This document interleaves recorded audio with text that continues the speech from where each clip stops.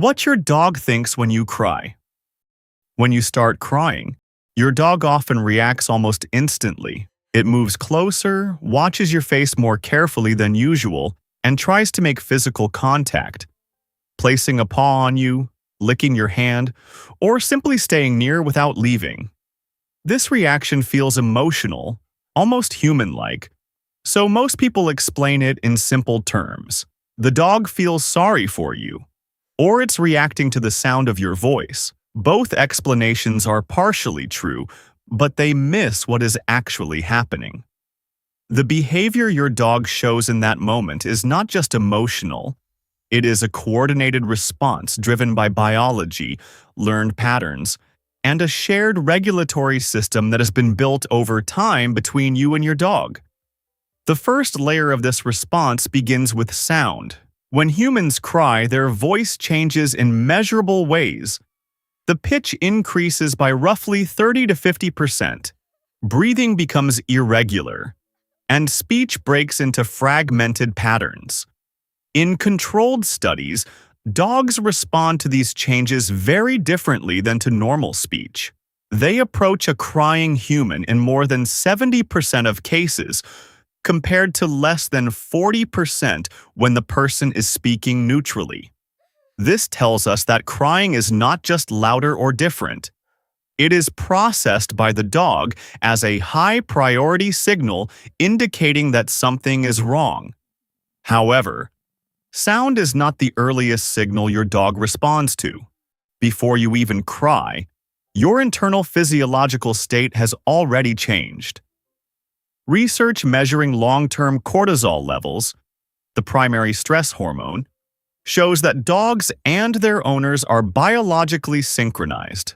The key finding is that the owner's stress level predicts the dog's stress level, not the other way around. This means that by the time you begin to cry, your dog's body has already detected a shift. Its hormonal state, attention, and arousal level have already adjusted in response to your condition. The second layer of information comes from your face.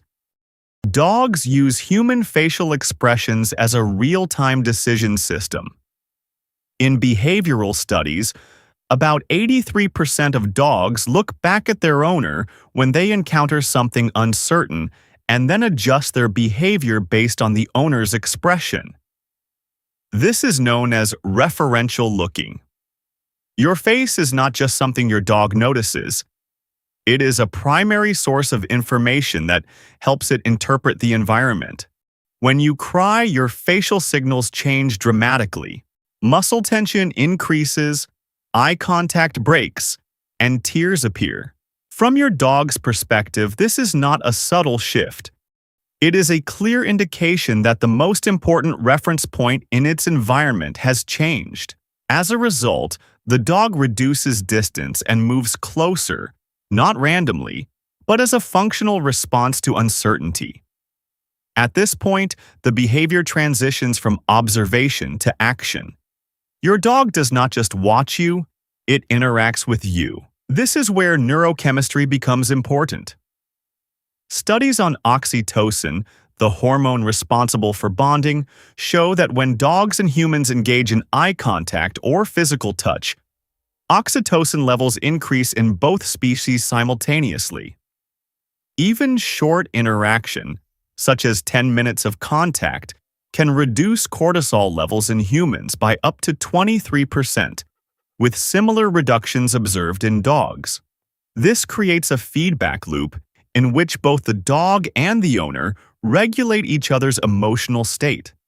This explains why dogs often escalate their behavior when you cry. They do not simply sit nearby. They increase physical contact, lick your face, lean into you, or refuse to leave. From a behavioral perspective, this is not just affection. It is an attempt to actively influence and stabilize the situation.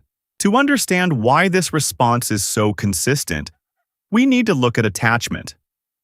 Research adapted from human psychology shows that around 60 to 65% of dogs form secure attachment bonds with their owners, closely resembling the attachment patterns seen in human infants. In this system, the owner functions as a secure base, a stable reference point that the dog uses to navigate the world. When that secure base becomes unstable, even temporarily, the dog responds immediately. From its perspective, the most reliable and important element of the environment has changed. The appropriate response is to move closer, increase monitoring, and attempt to restore stability. There is also a behavioral component related to predictability. Dogs tend to orient toward the person who is the most consistent source of meaningful events such as feeding, walking, or interaction. Studies suggest that up to 75% of dogs consistently follow one specific individual more than others based on predictability rather than emotional preference alone. When that individual shows signs of distress, the dog prioritizes them even more strongly. Another important layer is nervous system synchronization. Studies measuring heart rate variability show that dogs and their owners often exhibit coordinated physiological patterns. When the owner is calm, the dog is calm. When the owner is stressed, the dog's autonomic state shifts accordingly. This synchronization is strongest during periods of rest and close proximity. As a result, when you cry, your dog is not just observing your emotional state. It is experiencing a parallel physiological shift. This is why many dogs continue to monitor their owner, even after the visible signs of distress decrease. They stay close, watch more carefully, and follow more closely than usual. From their perspective, the system has not fully returned to baseline, and further changes are still possible. If we translate all of this into a functional thought process, it would look something like this. Something in the environment has changed. The primary reference point is unstable. Distance should be reduced. Information should be gathered. Contact should be increased. And stability should be restored. This is not emotional reasoning in the human sense, but it is a highly structured and adaptive behavioral response.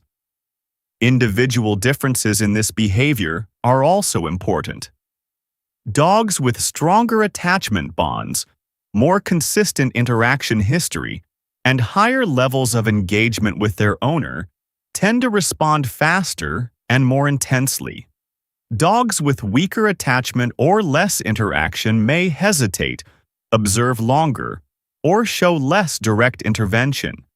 This variation reflects experience rather than personality. Understanding this changes how the behavior should be interpreted. Your dog is not simply reacting to your sadness or trying to comfort you in a human sense. It is responding to a measurable disruption in a shared system. A system built through repeated interaction, biological synchronization, and attachment. So when your dog comes to you while you are crying and refuses to leave, what you are seeing is not random behavior and not just affection. It is a coordinated response driven by perception, physiology, and learned patterns, all aimed at restoring stability in the most important relationship in its environment. If this changed how you see your dog's behavior, take a second to like the video. It directly helps the channel grow. And subscribe if you want to understand what your dog is actually doing beneath the surface, because many of the behaviors that seem simple are far more complex than they appear.